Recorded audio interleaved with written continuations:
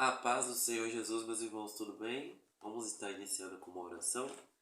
Poderoso Deus, nosso amado Senhor, muito obrigado, meu Pai, pela Tua presença, pela Tua palavra e por esse privilégio de estarmos estudando, meu Deus, as Sagradas Escrituras. Te apresento, meu Deus, cada aluno que está nesse momento acompanhando essa aula por este vídeo, que é apenas uma base, meu Senhor Jesus, para estarmos estudando o livro, meu Senhor Jesus, que está em nossas mãos. Me Deus, sei com cada um, que o Espírito Santo do Senhor possa ser nosso mestre, nosso professor mais uma vez, em nome de Jesus. Amém. E graças a Deus. Meus irmãos, nós estamos iniciando hoje nessa aula a disciplina Doutrina de Deus, mais conhecida como Teontologia. Tá bom? Dividimos esse livro em 4 capítulos, que serão 4 aulas. O primeiro capítulo tem Introdução à Teologia, Definições e Base Bíblica, Existência de Deus, Conceitos errôneos sobre a existência de Deus, a cognoscibilidade de Deus e os nomes de Deus, que será a aula de hoje, tá bom? Nos próximos vídeos nós teremos o segundo capítulo, que tem atributos que revelam a personalidade e moralidade de Deus, atributos mentais, atributos morais e atributos de propósito. No terceiro vídeo temos o capítulo 3, atributos incomunicáveis e comunicáveis de Deus, os atributos incomunicáveis, atributos comunicáveis. E por último, capítulo 4, nós vamos ver a respeito da Trindade de Deus, a Trindade no Antigo Testamento, a Trindade no Novo Testamento, a Triunidade no Antigo Testamento, a Triunidade no Novo Testamento. Tá bom? Então, a dinâmica da nossa disciplina vai ser o seguinte: o aluno que frequentar as aulas presenciais no nosso núcleo, Vila Nova Itaim, terá um ponto extra que será somado à nota final. Para cada aula presencial frequentada, será somado um ponto na sua nota final. Por exemplo, se você tirar 7 na sua nota final dessa disciplina e frequentar 2 aulas presenciais, por exemplo, você vai somar 7 mais 2, que serão 9 pontos da sua média final da matéria Doutrina de Deus, que nessa matéria estará ministrando o pastor Jefferson, toda sexta-feira no nosso núcleo Vila Nova Itaim. Eu já deixo o convite para vocês que puderem estar frequentando as aulas presenciais das 7h30 às 9h30 da noite. Mas para os que não podem, nós temos aqui esse apoio de vídeo aula para você estar estudando o livro que está em nossas mãos, chamado Doutrina de Deus. Tá bom? Para iniciar, nós temos aqui 3 perguntas na página 6, que é o seguinte: como sabemos que Deus existe? Segundo, podemos realmente conhecê-lo? E terceiro, em que sentido Deus é diferente de nós? Meus irmãos, como base para essas 3 perguntas, quero deixar para vocês aqui no Evangelho segundo escreveu João. Você pode abrir a Bíblia aí comigo, no seu capítulo 4, versículo 24, que diz assim: Deus é espírito e importa que os que o adorem em espírito e em verdade. Então, meus irmãos, nós somos matéria, nosso Deus é espírito. E além da grandiosidade, perfeição que é o nosso Deus, ele não é limitado como nós. Nós somos imperfeitos, nós somos falhos, nós somos limitados e nós somos matéria. Mas o nosso Deus, ele é perfeito, ele é inexplicável, ele é indescritível. Por maior tempo que nós tenhamos, por maior curso que nós viemos a fazer, o nível de graduação em teologia que você vier a ter, não será possível descrever detalhadamente o nosso Deus, porque ele é incomparável, tá? Então ele é muito além da nossa mentalidade. Então, nessa matéria nós não vamos descrever Deus, nós vamos entender apenas alguns conceitos primordiais para a nossa fé, naquele que nós cremos que é o nosso Deus o Senhor dos Exércitos, Criador de todas as coisas, que é o Criador do universo. É como uma das palavras-chave aí no primeiro capítulo é a palavra universo. Por exemplo, o ateu rejeita o conceito de Deus por não ser capaz de descobri-lo no universo material. Mas vamos pensar assim: como vamos descrever Deus no universo, no mundo material, se ele é o criador do universo? Então, ele está além do universo.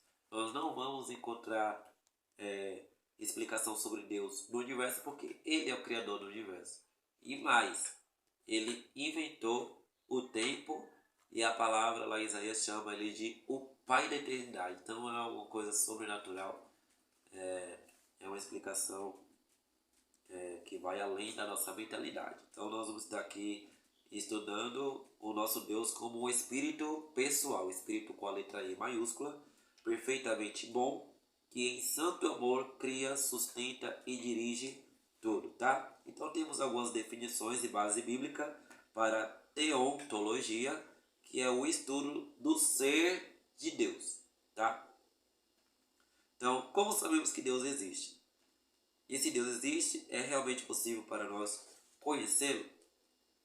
Lá em Salmos, capítulo 67, no versículo 1 e 2, diz assim: Deus, tenha misericórdia de nós e nos abençoe, e faça resplandecer o seu rosto sobre nós. Então nós temos aqui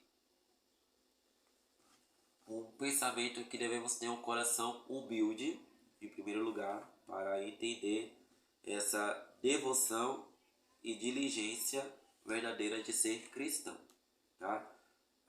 O autor desse livro ele fala que iniciamos nosso estudo reconhecendo de antemão a nossa fraqueza, confessando a nossa falta de capacidade e pedindo auxílio daquele que almejamos conhecer e descrever, que é o nosso Deus em questão. Então, como definição de Deus, nós não vamos definir ou limitar, ou como na biologia, que os biólogos pegam aquela rã, né? Colocam lá na mesa, pega a faquinha, parte no meio, para analisar as partes da rã. Não, nós não vamos analisar partes de Deus. Quem somos nós, né? Para dividir Deus. Deus não é divisível. Ele é eterno. Ele é infinito, tá? Então não tem como se repartir Deus para analisá-lo. O que nós vamos ver aqui alguns conceitos para a nossa fé sobre a revelação da palavra de Deus, a revelação cristã, a qual nós cremos e seguimos. Então, como definição de Deus, na questão de fé, nós temos aqui que ele é espírito pessoal, é a natureza de Deus. Deus ele é perfeitamente bom, é o caráter de Deus. Ele cria, sustenta e dirige tudo. Fala da relação de Deus com o universo.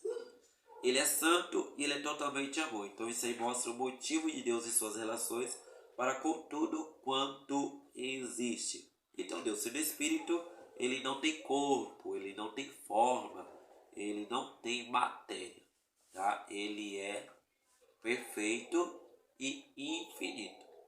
Então nós já vimos no início de João 4:24 que fala que Deus é espírito e importa que os que o adoram, adorem espírito e verdade. Agora eu vou deixar aqui algumas referências sobre o ensino do Antigo Testamento, o ensino do Novo Testamento e algumas referências diversas. Então eu vou pedir para você dar uma pausa no vídeo e dar uma lida nessas referências aí na sua Bíblia, por gentileza. Pode pausar o vídeo, por favor, para lermos essas referências. Pode pausar o vídeo, tá? Aí depois que você pausou o vídeo, aí vamos dar prosseguimento. Então é bom que você esteja acompanhado de uma Bíblia Sagrada para estar estudando o seu livro em questão chamado Doutrina de Deus. Então, como se conciliam passagens que afirmam que homens viram a Deus quanto as que declaram que Deus jamais foi nem pode ser visto. Exemplo das primeiras passagens. Temos aqui Êxodo 24, versículo 10. Diz assim: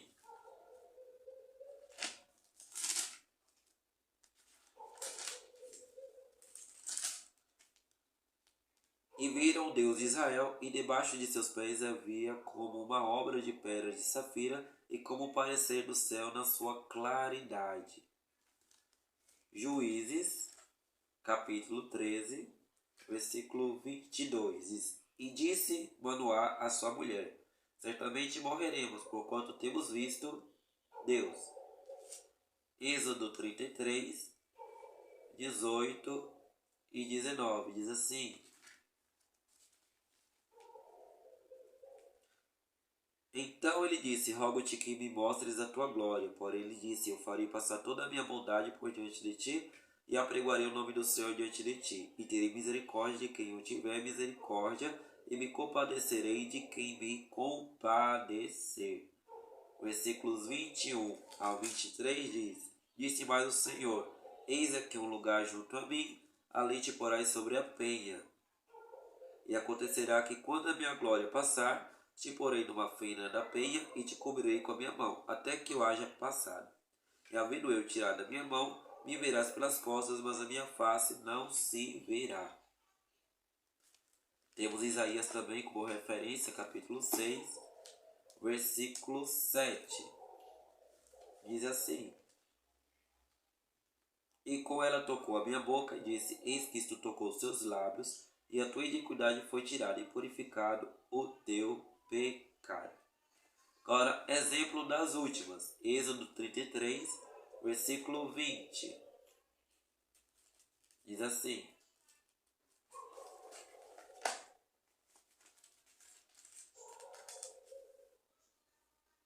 E disse mais: Não poderá ver a minha face, porquanto homem nenhum verá a minha face e viverá.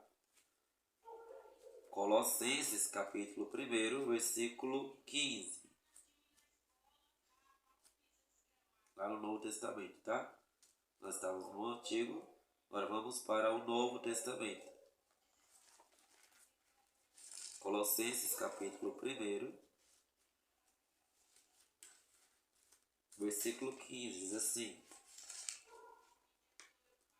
O qual é a imagem do Deus invisível, o primogênito de toda a criação. Olha só, Evangelho segundo João, capítulo 1, versículo 18.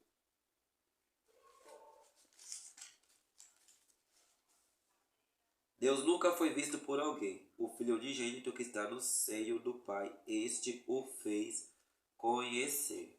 Então, para falar de Deus, é bom lembrarmos das três pessoas que o nosso Deus é formado, que é o Pai, o Filho e o Espírito Santo. Se você crê no Pai e no Filho e não crê no Espírito Santo, você não crê em Deus. Se você crê no Pai e no Espírito Santo e não crê no Filho, você não crê em Deus. Se você crê no Filho e no Espírito Santo e não crê no Pai, você não crê em Deus. Para crer em Deus, você precisa acreditar no Pai, Filho e Espírito Santo como um só, tá? É como se fosse uma comparação, tá, gente? Uma comparação aí do fogo. Nós temos o oxigênio, calor e o combustível. Oxigênio, calor e combustível formam-se um fogo. Se tirar um, não é fogo. Tá? Então, nosso Deus é assim: Pai, Filho e Espírito Santo. É um Deus só. Tá bom? Tem alguns conceitos errôneos sobre a existência de Deus.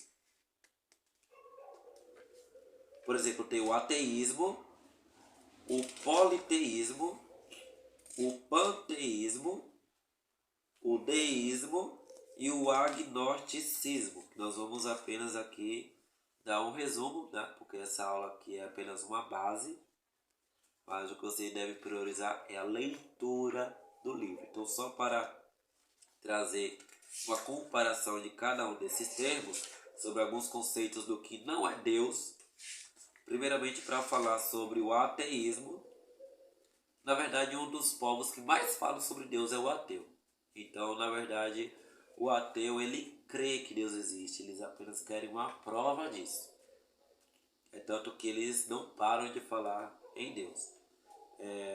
Eclesiastes, capítulo 8, no seu versículo 11, diz assim: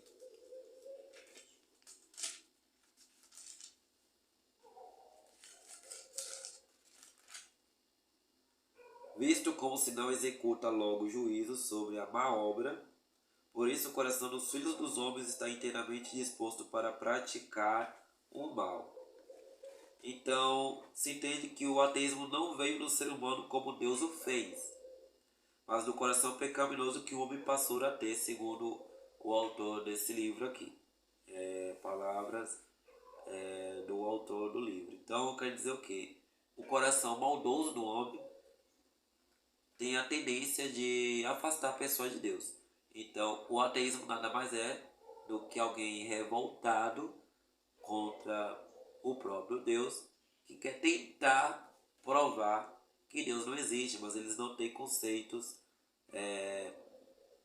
práticos e nem diretos para falar sobre isso. É tanto que se você for conversar com um ateu, ele vai desistir logo da conversa. Ele não vai ter fundamento para prosseguir aquela conversa até o fim, tá? Tem até o autor traz aqui um exemplo de um escritor francês que ele era ateu e decidiu falar que Deus existe. É o francês Voltaire. Ele diz o seguinte: a razão me diz que Deus existe, mas também me diz que nunca poderemos saber quem é. Portanto, Voltaire, o ateu, reconhece que Deus existe.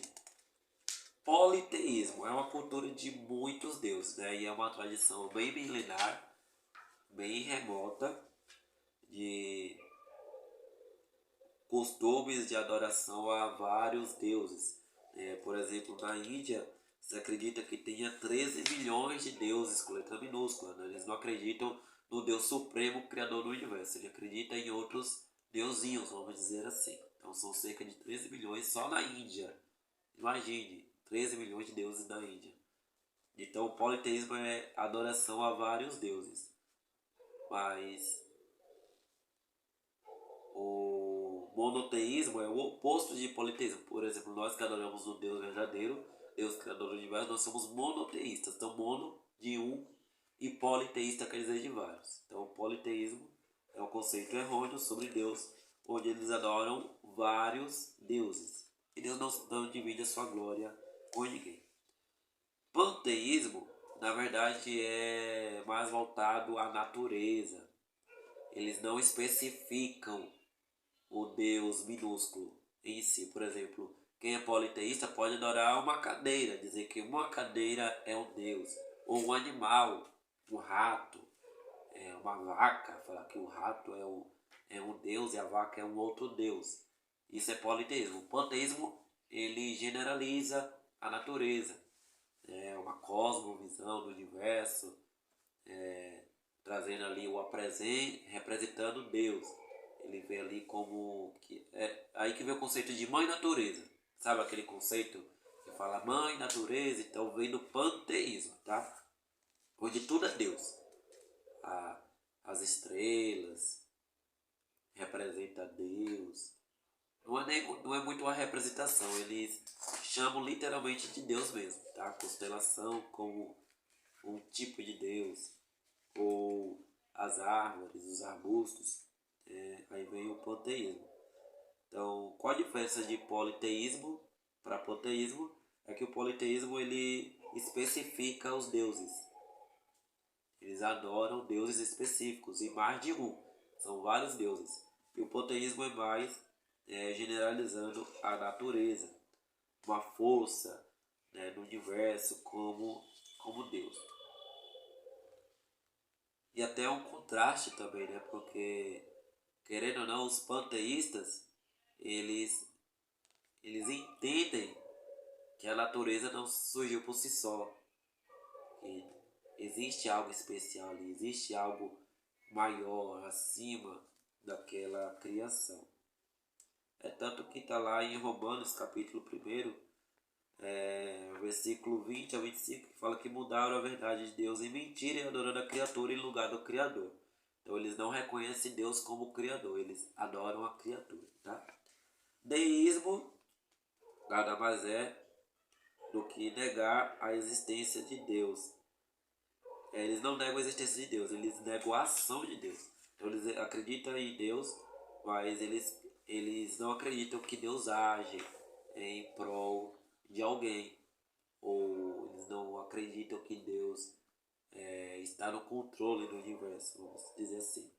Então nós temos aqui a transcendência e a imanência. Transcendência significa a sua separação do mundo e do homem, sua exaltação sobre eles. A imanência significa a sua presença no mundo e sua aproximação do homem.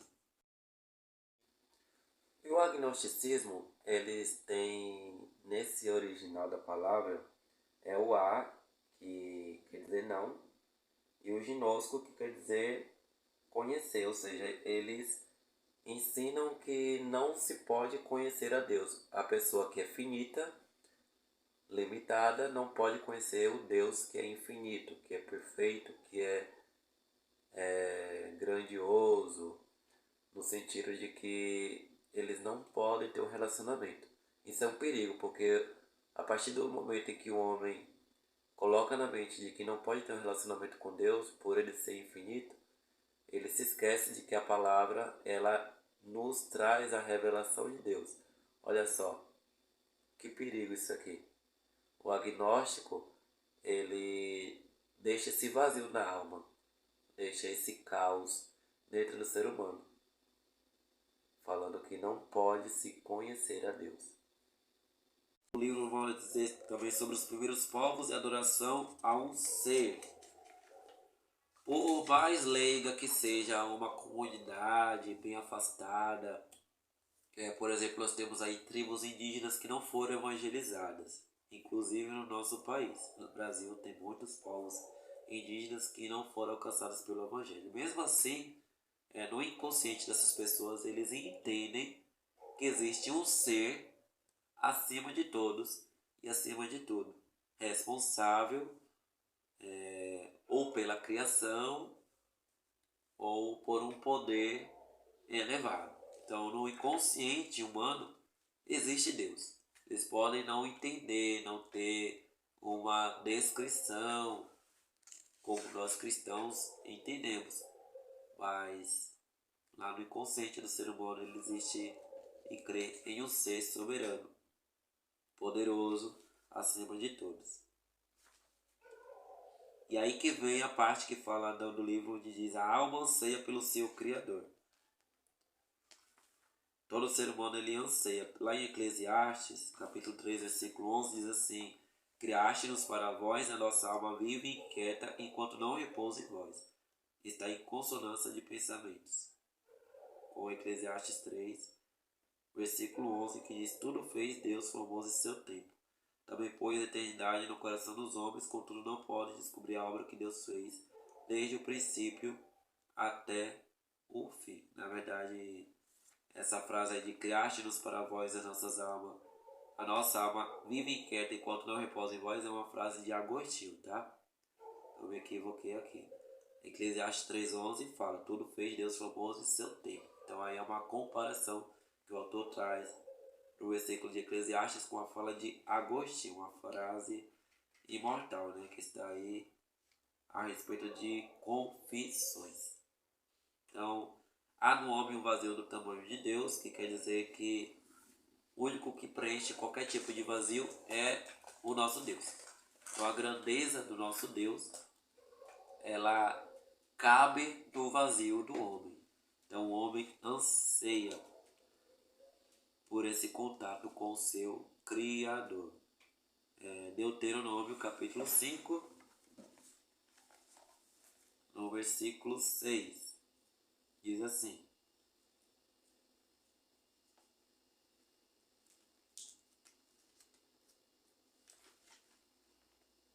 eu sou o Senhor teu Deus que te tirei da terra do Egito, da casa da servidão.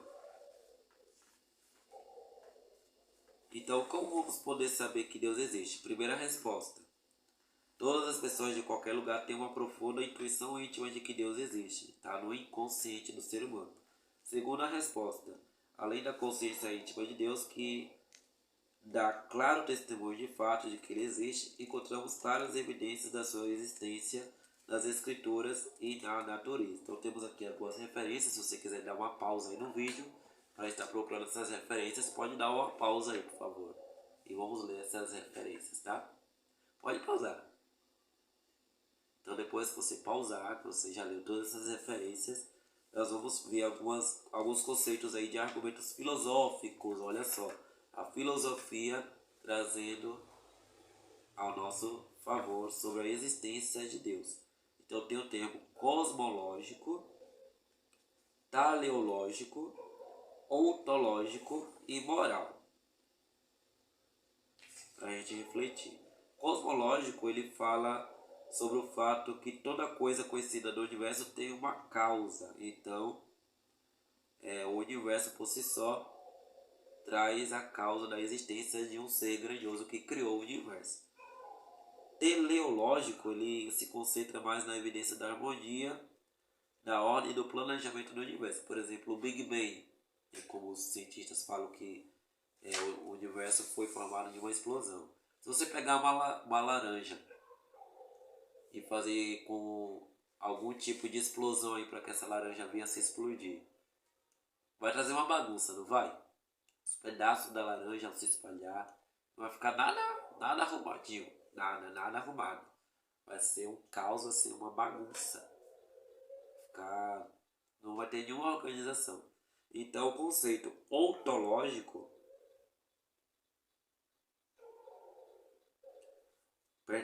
teleológico vai falar dessa concentração de organização. Conceito teleológico, tá? Então não tem como ser o Big Bang porque foi uma explosão. E a explosão, segundo o Big Bang, seria tudo bagunçado. Então o universo é bem organizado. Então já é um conceito aí filosófico da teleologia. Ontológico diz respeito da ideia de Deus definido como ser maior do que qualquer coisa que se possa imaginar. E moral é todo o conceito de que alguém se depara entre o certo e o errado, quando vai agir, quando vai falar, quando vai pensar, naquela pausa, naquele alarme, sabe? O Espírito Santo que vem e convence o homem do pecado. Então essa aí está entrando na questão da moral. Quando a gente pensa para agir, independente da religião da pessoa, vai ter a questão da moral em jogo. Tá? Para terminar esse capítulo, nós vamos ver aí sobre a cognoscibilidade de Deus e os nomes de Deus, que falam sobre a mesma coisa. A cognoscibilidade de Deus é a forma que Deus tem de poder ser conhecido. Então, Deus, por maior que seja a sua grandeza infinita, o infinito poder que ele tem, ele se dá a revelar ao homem, a sua criatura. Então nós temos esse contato com Deus, nós podemos nos relacionar com Deus, daí que dá a sua cognoscibilidade. E quando a gente tem esse contato, essa aproximação com o nosso Deus, vem os nomes. Porque os nomes nada mais é do que as formas com que Deus é conhecido. A importância dos nomes de Deus se dá da forma que ele se faz revelar ao homem.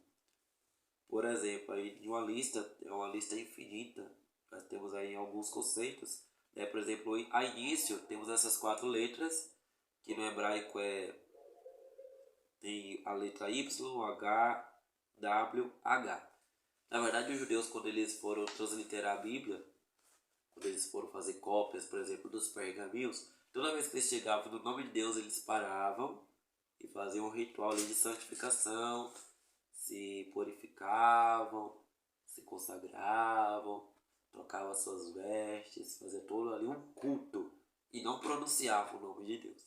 Então era esse tetragrama, né, 4 letras, que trazendo para uma forma aproximada na língua portuguesa aí, aportuguesando a palavra, dá-se a palavra Yahvé, ou Javé, ou Jeová, que quer dizer eu sou o que sou. Foi como Deus falou quando Moisés perguntou: e se o povo perguntar qual é o seu nome? Então Deus se revelou para Moisés como eu sou o que sou. Aí vem alguns conceitos de como ele se revela ao homem, como Yah, que é uma forma abreviada aí de Yahvé, que significa louve ao Senhor, ou aleluia, aleluia.